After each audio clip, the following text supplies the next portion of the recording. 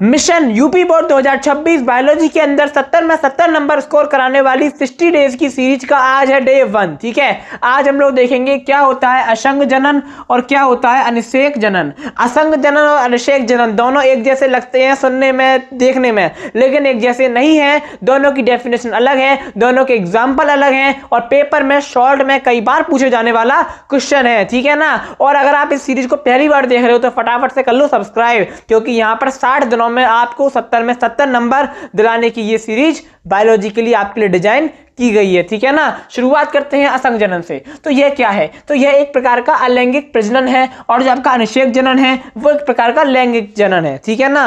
अब यहां पर ध्यान देने वाली बात है असंग जनन।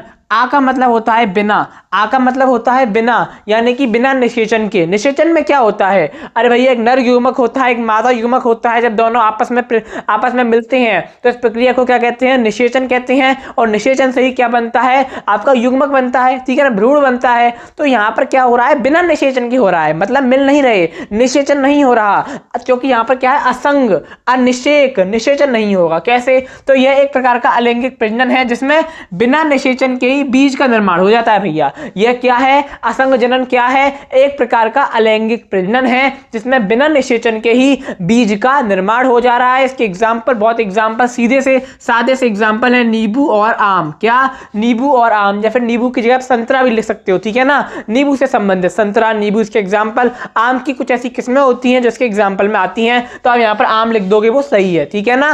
दूसरा आपका होता है अनिषेक जनन। इसमें क्या होगा? तो यह लैंगिक जनन का एक प्रकार है। आप कह सकते हो यह एक लैंगिक जनन का प्रकार है, वो एक अलैंगिक जनन का प्रकार है। बिल्कुल इजी सिंपल डेफिनेशन मैं यहां पर लेकर आया हूं, आपको भी स्क्रीनशॉट भी दिलवाऊंगा, नो टेंशन। ठीक है। तो यह लैंगिक जनन का एक प्रकार है जिसमें क्या होता है? बिना निषेचन के भ्रूण का निर्माण होता है। उसमें बिना निषेचन के बीज का निर्माण, इसमें बिना निषेचन के भ्रूण का निर्माण, वो एक प्रकार का अलैंगिक जनन, ये एक प्रकार का लैंगिक जनन। ठीक है ना। इसके एग्जाम्पल में आप लिख दोगे मधुमक्खियां, कुछ छिपकलियां और एक टर्की पक्षी। ये क्या है? इसके एग्जाम्पल है किसके? अनिषेक जनन के। अनिषेक जनन और असंग जनन किसी ना किसी सेट में आ जाएगा। फटाफट से ले लो इसका स्क्रीनशॉट। ठीक है ना।